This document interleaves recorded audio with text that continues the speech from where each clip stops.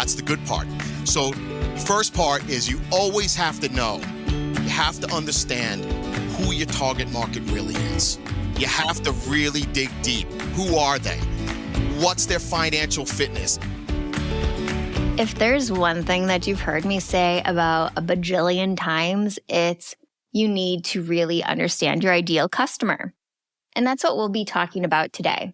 Not only that, but understanding your ideal customer and what kind of marketing recipe you need in order to reach them in the right way. I have a friend coming today. Dean Mercado, the creator of the Online Marketing Muscle and a business coach, is joining me to give you all sorts of gems around the perfect marketing recipe. So think about it like you're baking. You put in eggs and flour and sugar and you're making a cookie. But if you add in other elements like nuts or water or whatever, is it obvious that I'm not a baker? So for anybody who is, just ignore this part. Pretend like this recipe makes sense. I don't even know if these things go in cookies. But you get my point. Every recipe has different elements and you change them out and it becomes something completely new. So his concept is that you take a couple different elements of marketing and you create your own little recipe that attracts your ideal customer. So I want you to grab your notebook, grab your pen, or if you're like me, grab your phone and open up the Notes app because that's where all my notes are taken. And stay tuned so you can create your very own marketing recipe that fits for your exact audience. Stay tuned. First off, do you want to introduce yourself to the audience? I'd be happy to. I'm Dean Mercado. I run two companies. One is Online Marketing Muscle, which is a marketing and sales automation agency. Been around since 2004 with that one. My second business that I run is a business coaching company, which is aimed at helping small businesses and entrepreneurs step into their power, helping them optimize, grow, scale, so on and so forth. So that's essentially in a nutshell. I'm also an author, a best-selling author of the book behind me, The Mind Stretch. Bring it over. Let's take a look. Sure, I'd be happy to. This is The Mind Stretch right here. And surprisingly and amazingly, this book was written about a dozen years ago, about 10 years ago. It is a 1,000-page book that we boiled down to 100 pages. Really? I was like, 1,000 pages, that's a commitment. What happened is I have a co-author on the book. His name is Barry Laub. Barry Laub and I had connected many, many, many years ago. We were both in the coaching vein, and we said, you know what? We've got to do more to help. We've got to give people guideline. We've got to give them structure. We've got to lend something. So we spoke and brainstormed for about a year and a half on this book, came out with 1,000 pages. And we were just at the time stepping into the Twitter generation. So it was like, people don't have that kind of attention span anymore. So we better do something. We better take a different approach. So me being the younger of the crowd and the more social active person of the crowd, of the two of us, I said, you know, we really need to be boiling this thing down. And then we spent a significant amount of time kind of just getting it down to its essence. You know, I used to say, well, what are you trying to say? You give me all this junk. Well, what are you trying to say? What's your point? Right? I mean, that's something that you can really do with all pieces of content. Yes. People don't have big attention spans. So that hour-long video that people used to be into, they aren't anymore. So you can cut that video down into little 5-minute clips and it'll do so much better. Even 20-second clips for like shorts. Absolutely. And that's why I was telling you earlier that I was thrilled to see your repurposing methodology, because that in itself will help you simplify your content, strengthen your message, get a little bit more pinpointed as you try and break things apart and put them into little pieces that are more purposeful, more impactful, right? Yeah, I subscribe to a core content method. Create like something robust, and then you can whittle it down and create net new content. It's not recycling what's Exactly. already been said a million times. It's creating Exactly. something new from it. And that's where we went with the mind stretch, by the way. That's Yeah. exactly what we did. We took the big, enormous piece, and then we said, you know what? Let's give them the sound bites, and let's see if they want more. If they want more, they'll ask for it, and then we'll elaborate. And that's what we did. That's exactly right. And with that, you can create a series if you wanted to repurpose those Yes. 1,000 pages that didn't get used, or you could create a course that goes Yes. with it. Exactly. Exactly. Yeah. When we first did this, people were like, well, it's just 100 pages. How good of a book could it be? And that was just the mindset was still a little bit still stuck in the yesteryear. Yeah. Not everybody was adopting the brevity we use these days where just get to the point. What do you got? Give it to me in a nugget, right? I read so many business books, and there's just tangents that don't matter in Yes, them. exactly. Everybody skips around when they're reading business books. I just go to the chapters that matter. Right, exactly. And that's what we were banking on back in the day. And I think we were onto something because we saw everything just shift that way over the last decade or so. So that's great. That's great. So that's been impactful, and it's still alive and well, this book, to this day.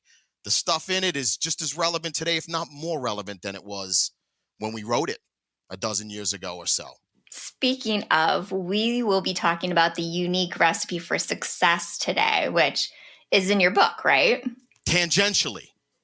Now, this book is written through my Dean Mercado company. Your unique marketing recipe is really more my online marketing muscle kind of methodologies and formulas. They do this, but we use the branding on the more of the automation side of the company, or the automation company, not necessarily the coaching company, if that makes sense. Okay.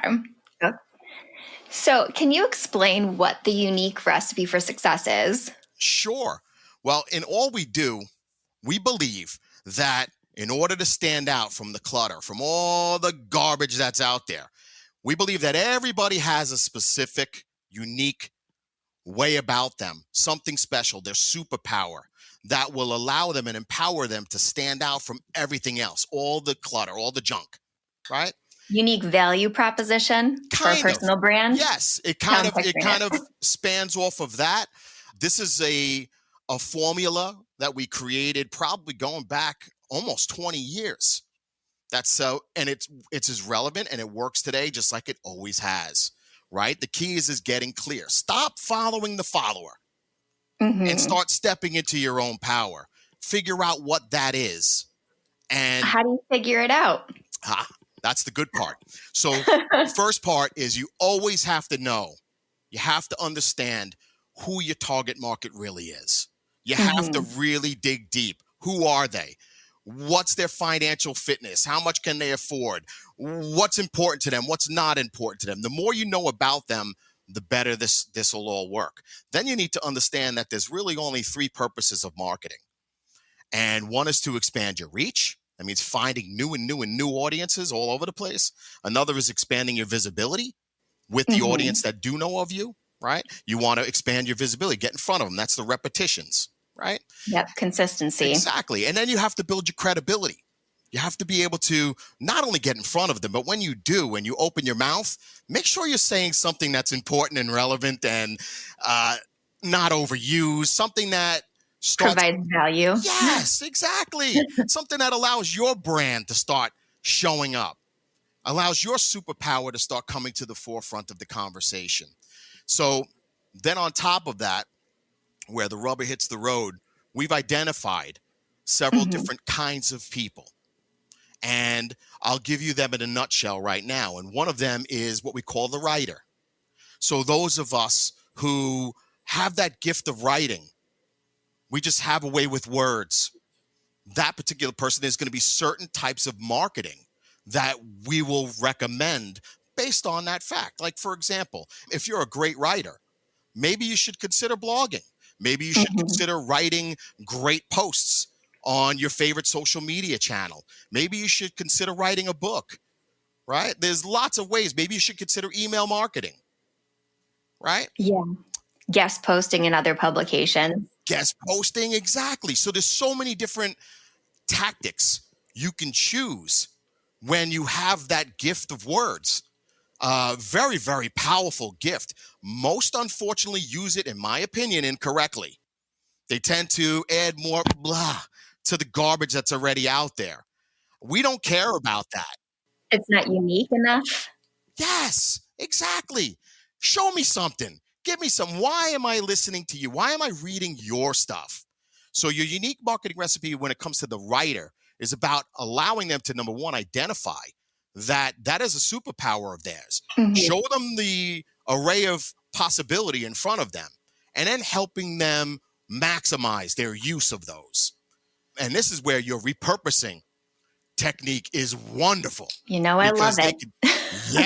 They could take one piece of content, as you had mentioned earlier, one large piece of beautiful content, and break that up into so many different pieces.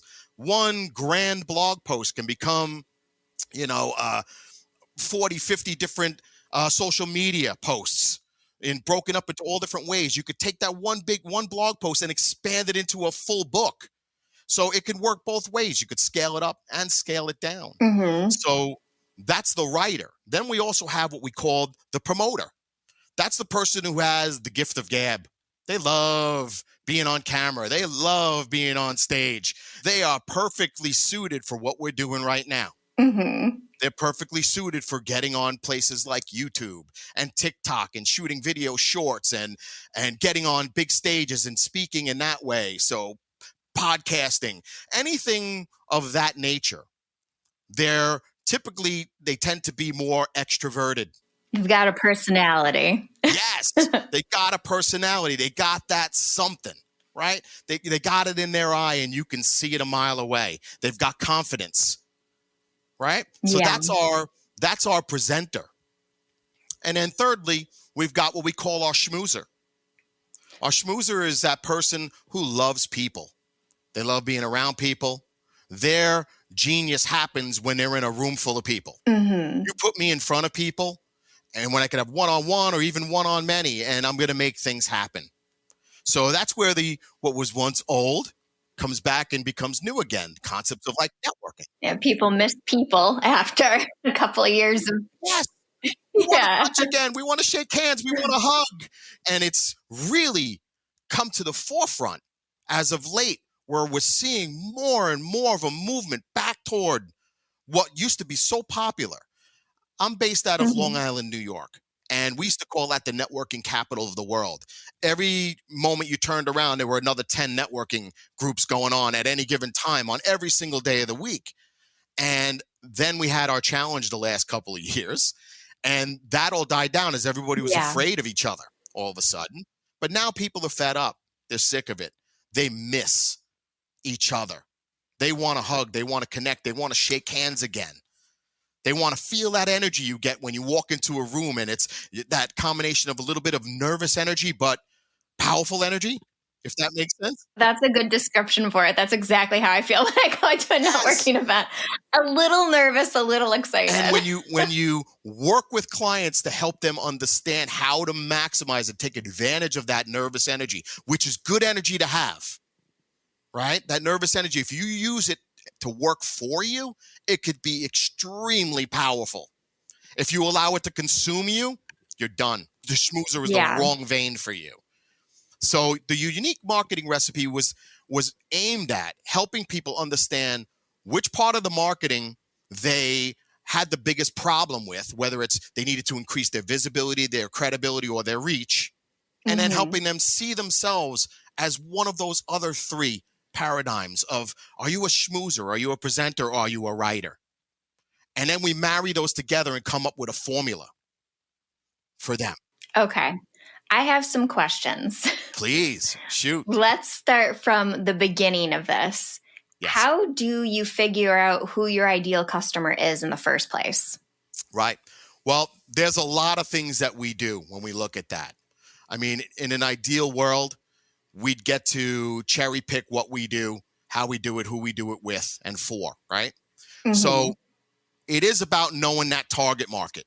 It is about knowing what's important to them. So if you're let's say a schmoozer, go to the groups, go to the networking groups where those people hang out. Go find them, go hang out with them, get involved in the groups on LinkedIn or on Facebook or wherever they're hanging out. Go where they are. Listen, pay attention. I think that's one skill that we've all lost sight of is our listening skills. And because we don't listen so well, it's so much harder to find out what's important to the people we want to serve. So when we, right? Please. Yeah. I hit something with you. Yeah, because I create a lot of content strategies for my clients. So this is something that I have to do a lot. And so I end up educating people on how to really listen, even when you're not with the person, because so many people are going online and complaining about their problems in some sort of fashion. You can be listening and no one even realizes it because they're talking on forums. They are putting reviews out there. They're going to the business books that they read, and those 3-star reviews are giving you gold, telling you exactly what's missing from that book. So if you're looking up some like the service or the product that you provide, they're telling you right there something that could be your unique value proposition, because they're like, this is missing this. And you're like, oh, okay. So it turns out this group of people need that. Correct. Absolutely brilliant, Sarah. Absolutely brilliant. And that little nugget that you just passed on, if people would listen to what you just said and take action, bold action based on that, start paying attention. All the information we need is out there already. It's in front of us. But we're so busy being full of ourselves that we're not listening to those that we're trying to say we want to serve. Yeah, it's all out there already. Even if you're starting off and you have no audience at all, so you don't have someone to schmooze with or talk to, they're talking about it in forums and online. You can find that information still. That's the beauty of where the business world is today versus 20 years ago when I started Online Marketing Muscle. The internet was kind of still new on the scene. Most businesses, most small businesses in particular, didn't even have websites yet. So, I'm dating myself a little bit there. I get it. But it's a testament that what we're telling you here today is true, and it's real, and it works. And it is about coming back to ground zero again, reality, and saying, you know what? I get that there's all this distraction out there, all these fancy new things. And here I am getting on here saying the schmoozer should go out and network. Yeah, whatever works for you. Right. You got to find what works and stop worrying about what's the new hot thing right now. Yeah, if you could take advantage of that or add that into and use it to supplement what it is you need to be doing, your strategy and your tactic. Great. Fantastic. If you could find a way to leverage it, perfect. But don't throw away what's working. Yeah. To jump on the bandwagon of what everybody else is doing because your buddy down over here and your friend over there and this one over here is saying, why aren't you using this yet? What's wrong with you? Everybody, you're missing out. Really? Really? If you're a schmoozer, you can still apply that to online marketing and make it work with like online communities, creating a membership. Yes. I'm living proof of that. You know, you're talking about you're a schmoozer and your business is all around online marketing. Absolutely. And that's why when I started Online Marketing Muscle, as funny as this sounds, I got laughed at. I got made fun of because they said, we thought you were smart. We thought you were smart. You are. You're willing to limit yourself and put yourself into this tiny little box called of the internet. And it works. Right? This thing called an internet. The internet's just a fad. That's what I was being told. What year was this? Oh my goodness. You're going back to the early 2000. Right? 2001, 2002, 2003. Yeah. I'm telling you, it wasn't really picked up yet. People were still relying on, they had their mindset was in old school marketing mentality.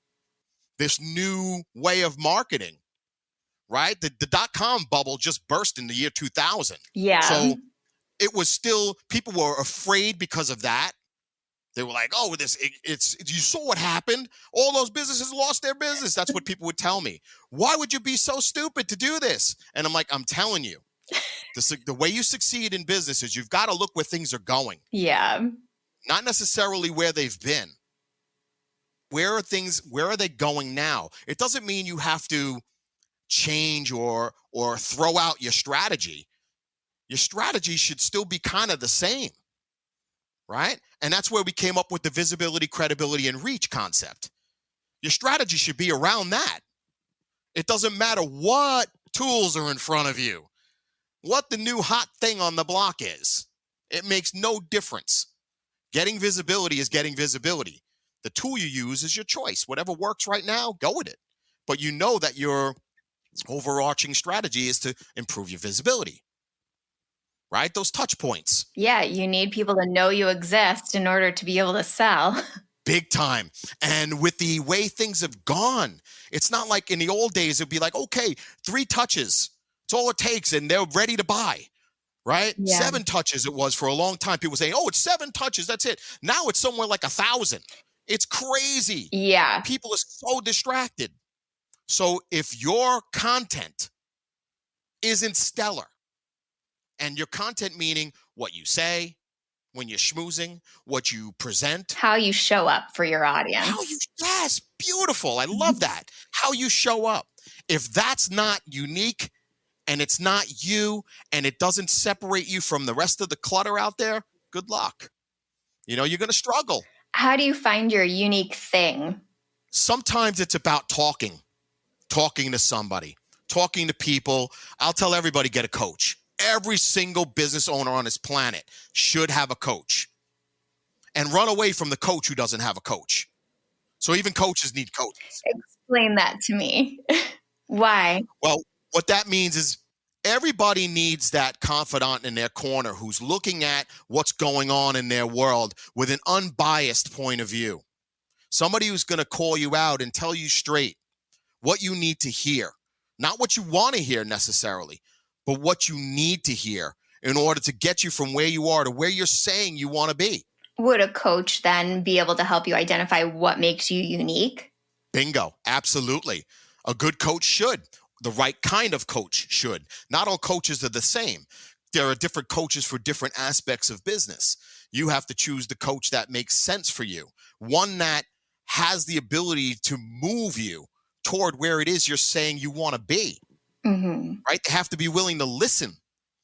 They have to be willing to help guide, hold your hand, mentor when necessary. And that's a little stretch. Some coaches don't want to get into mentoring. I think it's critical, especially in the small business arena. They don't have the ability. I'm sorry, I'm a small business. I've been one. I've worked with small businesses for 20 years. They don't have the ability to hire 50 coaches like a sports guy might. No, they do not. They don't. So the coach you choose better have the ability to help you in a little bit of a broader way. They can help you see a bigger picture. They can help you figure out what your superpower is. They can help you step into it. They can help you become better at it. They can help you refine it. They could show you things like what you're saying, Sarah, about the content, right? They could show you a framework and say, let's just take your superpower and let's apply this framework to it. And just that alone, when I tell you I've made every single mistake a small business owner can make, and it's been painful. And it wasn't until I got coaching that changed. Oh, well, you and me both. Yeah. Right? I don't know a single business owner who hasn't felt like they made an insane amount of mistakes. So anybody who's listening right now and you're like, I'm ready to give up because I suck at this. I've made a mistake. So have I, and so has Dean. Yes, all of us. And it's your willingness and ability to push through despite the challenges that you face. Yes, it takes thick skin. Yes, you have to toughen up. Remember, failure is not a bad thing. Failure just moves you closer to what it is you want. Right? Okay, now that's out of the way. So failure is a learning process. I love that you said that. That's something I've been talking about a ton, that marketing is an experiment. Yes. And with experiments, you're bound to fail. And that's a good thing because that means you can cut that and you've learned something. That's a learning lesson. Right. And now you know how, like, a direction to move. It's an educational experience. Absolutely. Spot on. And the coaching moment there is realize and recognize, folks, that you're not the failure. the tactic or the strategy you use might not be performing well or may have failed. That doesn't mean you as a person Right. are a failure. Dust yourself off, get back up and say, okay, if that didn't work, something else will. Yeah, you're that much closer to success because that thing is done. You tried it, it didn't work. That's cool. Move it over. And now you know what direction to go. That's right. It's the best thing that can happen to you. The entrepreneurs that I've coached over the years, the small business owners, the ones that were afraid to fail were always the one that struggled the longest. When you're not afraid to fail and you fail quick and you fail forward, those are the folks that move through this process, this painful process of learning much quicker. Yep. Right? Amen, Dean. Yeah. Powerful stuff. Before we wrap up, can you tell the audience how they can find you online? Sure. Very easy. Because I've been around for as long as I have, if you Google my name, Dean Mercado, you will find me everywhere. And that's because of the longevity of being online. But my two main websites, deanmercado.com is a great one to go to because that will point you everywhere I am. And onlinemarketingmuscle.com, which is my agency, you can learn a lot more about concepts like this, your unique marketing recipe, and other frameworks and methodologies that we use. So our websites are the perfect place to start. And from there, you'll find wherever I am. And you have an ebook that you're sharing with the audience? Oh, I have tons of them. But one that I would recommend for a small business owner is this one here. This one you'll find on onlinemarketingmuscle.com. Clone the Owner, Clone the Owner. For people listening on the pod. Right? Clone the Owner. And Clone the Owner is about, it gets into leverage, getting leverage in your business, building the right systems in your business, knowing how to squeeze more out of less, which is always a pain for small business owners. In coaching so many of them over the years, one of the biggest things I always heard was, if I only had 10 of me. Yes, I hear that too. Right? And that's what Clone the Owner spawned out of. It spawned out of that statement from so many small business owners that just were getting fed up and frustrated with it being so hard. It doesn't have to be that hard. I could tell you, folks, get structure. And well, you said your agency is an automation agency. So you're cloning the owner with automation. Bingo. Absolutely. So learn to delegate or automate.